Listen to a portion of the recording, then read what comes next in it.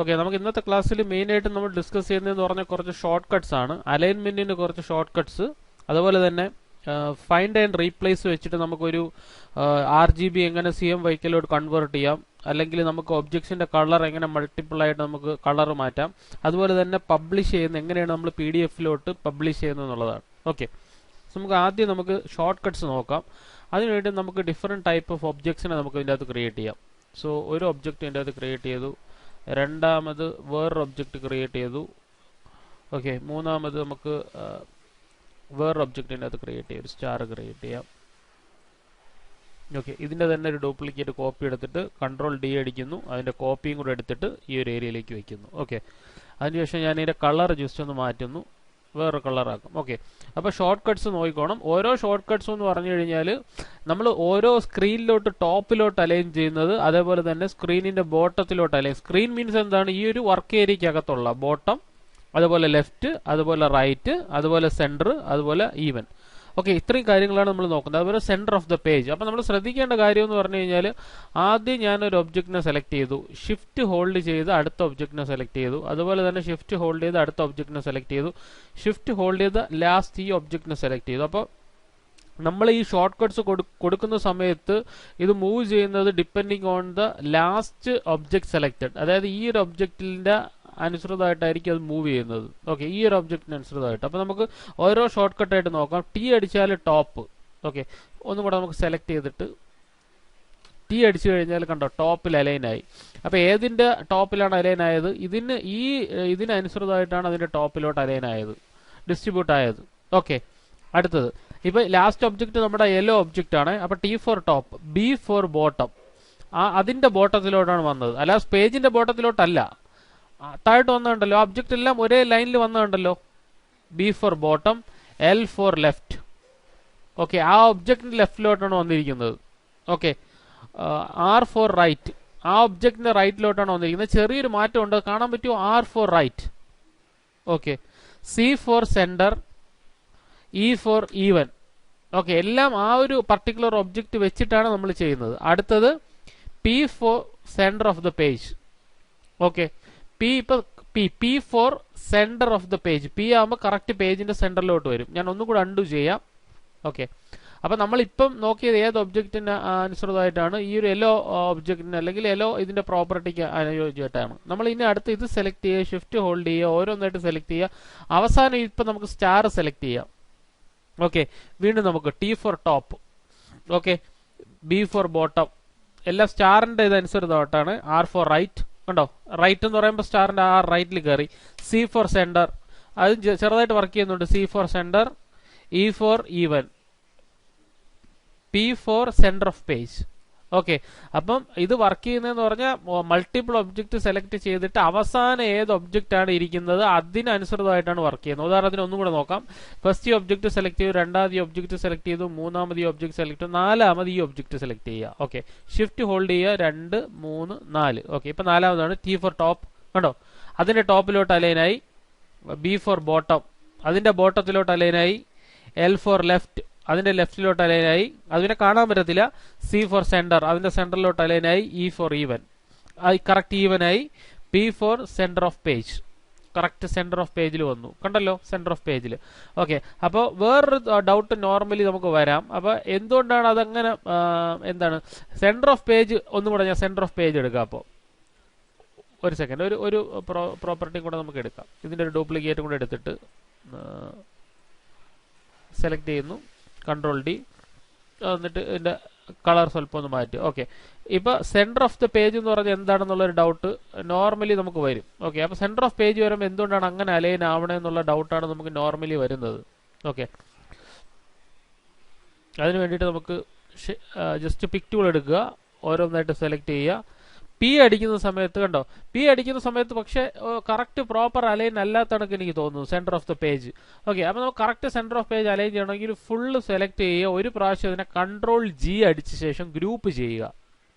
Okay, എന്നിട്ട് P അടിച്ചു കഴിഞ്ഞാൽ കണ്ടോ എല്ലാ ഒബ്ജക്റ്റും ഒരേപോലെ എന്താവും? സെന്റർ ഓഫ് പേജിൽ അലൈൻ ആവും. ഒന്നുകൂടെ പറയാം. അപ്പൊ ഞാൻ ഒബ്ജക്ട്സ് എല്ലാം നമുക്ക് മാറ്റി മാറ്റി വയ്ക്കാം, എന്നാലേ കറക്റ്റായിട്ട് അറിയാൻ പറ്റുള്ളൂ. അൺഡു ചെയ്യാം. ഓക്കെ, ഞാൻ ഇതിനെ ഇങ്ങോട്ട് നീക്കി, ഈ ഒബ്ജക്റ്റിനെ ക്ലിക്ക് ചെയ്ത് ഇങ്ങോട്ട് നീക്കി, ഇതിനെ വേറെ ഏരിയ നീക്കി, ഇതിനെ താഴെ നീക്കി, ഇതിനെ ഇങ്ങോട്ട് നീക്കി. ഓക്കെ, ഇനി നമ്മൾ ഫുൾ സെലക്ട് ചെയ്തിട്ട് പി അടിച്ചു കഴിഞ്ഞാൽ, എല്ലാം സെലക്ട് ചെയ്തിട്ട് പി അടിച്ചു കഴിഞ്ഞാൽ കണ്ടോ ഇങ്ങനെ ആയിരിക്കും ഇത് അലൈൻ ആവുന്നത്. Okay, depending on the last object selected. Okay, depending on the last object selected. Okay, അപ്പോൾ ഞാൻ പറയുന്നത് എനിക്ക് അങ്ങനെയല്ല, എനിക്ക് പെട്ടെന്ന് ഈ പല പല ഡിസൈൻസ് ചെയ്തുകൊണ്ടിരിക്കുന്ന സമയത്ത് ഇത് കംപ്ലീറ്റ് ആയിട്ട് എനിക്ക് സെന്ററിൽ വരണം. അപ്പം ഞാൻ ഫുൾ സെലക്ട് ചെയ്യുന്നു, കൺട്രോൾ ജി അടിക്കുന്നു, അതിനുശേഷം നമ്മൾ പി അടിച്ചു കഴിഞ്ഞാൽ കറക്റ്റ് സെന്ററിലോട്ട് അത് അലൈൻ ആവും. ഓക്കെ, ഇതിപ്പോൾ കുറച്ച് ഡിസ്ട്രിബ്യൂട്ട് ചെയ്യുന്ന പുറത്തോട്ടായി പോയി, നമുക്ക് സ്വല്പം കൂടെ ഒന്ന് അകത്തോട്ട് വയ്ക്കാം. അതിന് ജസ്റ്റ് ക്ലിക്ക് ചെയ്തിട്ട് പുറത്ത് നമ്മൾ വെക്കാൻ പാടില്ല, പുറത്ത് ഡിസ്ട്രിബ്യൂട്ട് ചെയ്യാൻ പാടില്ല, അകത്ത് തന്നെ വയ്ക്കുക, കോർണേഴ്സിൽ വയ്ക്കാം. ഓക്കെ, ഇതിങ്ങനെ. ഓക്കെ, ഇനി ഇതിനെ കംപ്ലീറ്റ് സെലക്ട് ചെയ്യുക, കൺട്രോൾ ജി അടിക്കുന്നു, പ്രസ് പി. ഓക്കെ, ഗ്രൂപ്പ് ചെയ്യുക, കൺട്രോൾ ജി അടിച്ച ശേഷം പി അടിക്കുക. ഓക്കെ, അല്ലെങ്കിലുള്ള പ്രശ്നം എന്ന് പറഞ്ഞാൽ അത് ലാസ്റ്റ് സെലക്റ്റഡ് ആയിട്ടുള്ള ഒബ്ജക്റ്റിന് അനുസൃതമായിട്ടായിരിക്കും അത് മൂവ് ചെയ്യുന്നത്. പി അടിച്ചു കഴിഞ്ഞാൽ കണ്ടോ, മനസ്സിലാവുന്നുണ്ട്? ആ ഗ്രൂപ്പിന് അനുസൃതമായിട്ടായിരിക്കും അത് വർക്ക് ചെയ്യുന്നത്. അപ്പം നമുക്ക് സെന്റർ അലൈൻ ചെയ്യുന്ന ഷോർട്ട് കട്ട് എന്ന് പറഞ്ഞാൽ പി ആണ്. Okay, T for top, B for bottom, L for left, R for right, C for center, E for even, P for center of the page. Okay, ഇത്ര short cut മനസ്സിലായോ? Top, bottom, left, right, centre, even, ഏതാണ് centre of the page. Okay, അപ്പോൾ ഇനി അടുത്ത് നമ്മൾ നോക്കുന്നതെന്ന് പറഞ്ഞു കഴിഞ്ഞാൽ ഇതെല്ലാം നമുക്ക് റിമൂവ് ചെയ്യാം, അൺഡു ചെയ്തിട്ട്. ഓക്കെ, ഇത്രയും പ്രോപ്പർട്ടീസ് വേണ്ട, ഞാൻ സ്റ്റാർ മാത്രം ഇരുന്നോട്ടെ, ബാക്കിയെല്ലാം റിമൂവ് ചെയ്തിട്ട് ഈ ഒരു പ്രോപ്പർട്ടി എടുത്തിട്ട് എനിക്ക് ഇതിൻ്റെ വേറൊരു ഡ്യൂപ്ലിക്കേറ്റ് കോപ്പിയും കൂടെ എടുത്ത് കൺട്രോൾ ഡി. ഓക്കെ, എന്നിട്ട് ഞാൻ ഇതിൻ്റെ ഒരു കളറിനെ അങ്ങോട്ട് മാറ്റി. ഓക്കെ, ഒരു ബ്ലൂ കളർ കൊടുക്കാം. എനിക്ക് വേണ്ടതെന്ന് പറഞ്ഞാൽ ഈ ഒരു കളറിനെ ഇതിലോട്ട് കൊണ്ടുവരണം. ഓക്കെ, അപ്പോൾ അതിന് നമ്മൾ യൂസ് ചെയ്യുന്നതെന്ന് പറഞ്ഞു കഴിഞ്ഞാൽ ഫൈൻഡ് ആൻഡ് റീപ്ലേസ് എന്ന് പറഞ്ഞ ഓപ്ഷനാണ് നമ്മൾ നോർമലി യൂസ് ചെയ്യുന്നത്. സോ എഡിറ്റിൻ്റെ അകത്ത് പോവുക, ഫൈൻഡ് ആൻഡ് റീപ്ലേസ് എന്ന് പറഞ്ഞ ഓപ്ഷൻ ഉപയോഗിക്കുക. ഓക്കെ, അതിൻ്റെ അകത്ത് റീപ്ലേസ് ഓപ്ഷൻ. ഓക്കെ, ഒരു പ്രാവശ്യം ക്ലിക്ക് ചെയ്യുക റീപ്ലേസ് ഓപ്ഷനിൽ. ഓക്കെ, അപ്പോഴത്തേക്കും റീപ്ലേസ് ഓപ്ഷൻ ആക്ടിവേറ്റ് ആയിട്ട് വരും. Welcome to the replace wizard എന്ന് പറഞ്ഞ option. Replace a colour. Okay, ഒരു കളറാണ് നമുക്ക് മാറ്റേണ്ടത്. നെക്സ്റ്റ് കൊടുക്കുക. അതിൻ്റെ അകത്ത് ദ ഫൈൻഡ് ഏത് കളറാണെന്നുള്ളത് നമുക്ക് ഫൈൻഡ് ചെയ്ത് കൊടുക്കുക. ഒരു പ്രാവശ്യം ഇവിടെ ക്ലിക്ക് ചെയ്യുക. അതായത് നമ്മുടെ കയ്യിൽ ഐ ഡ്രോപ്പർ ഉണ്ട്. ഏത് കളറിനെയാണ് നമുക്ക് കളയേണ്ടത് ആ കളറിൽ ക്ലിക്ക് ചെയ്യുക. എന്നിട്ട് ഇതിനെ ക്ലോസ് ചെയ്യുക. റീപ്ലേസ് വിത്ത് ഏത് കളറിനെയാണ് നമുക്ക് റീപ്ലേസ് ചെയ്യേണ്ടത് അതിനെ നമ്മൾ എന്ത് ചെയ്യുക, ക്ലിക്ക് ചെയ്യുക. ഓക്കെ, അതിനുശേഷം ക്ലോസ് ചെയ്യുക. ഒരു പ്രാവശ്യം ഫിനിഷ് കൊടുക്കുക. Replace all. അപ്പം നോക്കിയേ, ആ കളർ ഇതിലോട്ട് റീപ്ലേസ് ആയി. ഓക്കെ, ഇപ്പോൾ ഒരു കളർ മാറ്റി വേറെ കളർ ആക്കണമെന്നുണ്ടെങ്കിൽ നമുക്കത് ഈസി ആയിട്ട് ക്ലിക്ക് ചെയ്യാം. പക്ഷേ അല്ലാതെ നമുക്ക് എങ്ങനെ മാറ്റും എന്നുള്ളതാണ് നമ്മൾ നോക്കുന്നത്. ഓക്കെ, വീണ്ടും എഡിറ്റിൻ്റെ അകത്ത് ഫൈൻഡ് ആൻഡ് റീപ്ലേസിൻ്റെ അകത്ത് റീപ്ലേസ് ഒബ്ജക്റ്റിൽ ഒരു പ്രാവശ്യം ക്ലിക്ക് ചെയ്യുന്നു. റീപ്ലേസ് കളർ, ഫൈൻഡ് ഒബ്ജക്റ്റ്, ഏത് ഒബ്ജക്റ്റ് ആണ് നമ്മൾ ഐ ഡ്രോപ്പർ വെച്ചിട്ട് സെലക്ട് ചെയ്യുന്നു, ക്ലോസ് ചെയ്യുന്നു. അപ്പോൾ താഴെ റീപ്ലേസ് വിത്ത് ഏത് കളറാണെന്നുള്ളത് നമുക്ക് ഇഷ്ടമുള്ള കളർ ഇവിടെ കൊടുക്കാം. ഏത് കളറാണ് വേണ്ടത് ആ കളറിനെ നമുക്ക് പിക്ക് ചെയ്ത് കൊടുക്കുക. Finish, then replace all. Okay, Corel Draw 17 has finished searching this page. Okay, അങ്ങനെ നമുക്ക് ഈസി ആയിട്ട് കൺവേർട്ട് ചെയ്യാം. മൾട്ടിപ്പിൾ ഒബ്ജക്ട്സിനൊക്കെ ഉണ്ടെന്നുണ്ടെങ്കിൽ ഇതൊരു സിമ്പിൾ കേസാണ്. ഇത് നോക്കണ്ട, ഡിസൈൻ ചെയ്തുകൊണ്ടിരിക്കുമ്പോൾ എല്ലാം സെപ്പറേറ്റ് ആയിരിക്കും. ചിലപ്പോൾ ആ കളർ തന്നെ നമുക്ക് മറ്റേൽ കൊടുക്കാൻ ക്ലയന്റ് പറഞ്ഞു കഴിഞ്ഞാൽ നമുക്ക് ക്ലിക്ക് ചെയ്ത് കൊടുക്കാൻ വേണ്ടിയിട്ടാണ് നമ്മൾ യൂസ് ചെയ്യുന്നത്. ഇതിപ്പോൾ ഒരു സിമ്പിൾ കേസാണ്. അപ്പോൾ അതിൽ നമുക്ക് അത്ര എഫക്റ്റീവ് ആണെന്ന് തോന്നില്ല. ഓക്കെ, ഒരു ഡിസൈൻ കംപ്ലീറ്റ് ആയിട്ട് ചെയ്തുകൊണ്ടിരിക്കുമ്പോൾ ചിലപ്പോൾ ഒരു കളർ മാത്രം നമുക്ക് സെപ്പറേറ്റ് ഒരു സ്ഥലത്ത് കൊടുക്കണമെന്നുണ്ടെങ്കിൽ ഇങ്ങനെ പിടിച്ച് കൊടുക്കാൻ പറ്റത്തില്ല. ആ കേസസിലാണ് നമ്മൾ കട്ടൊക്കെ ചെയ്ത് വെച്ചിരിക്കുന്നുണ്ടെങ്കിൽ ആ കട്ടഡ് ഏരിയയിൽ നമുക്ക് ക്ലിക്ക് ചെയ്തിട്ട് പെട്ടെന്ന് നമുക്ക് കളർ ഫിൽ ചെയ്യാനാണ് നമ്മളത് യൂസ് ചെയ്യുന്നത്.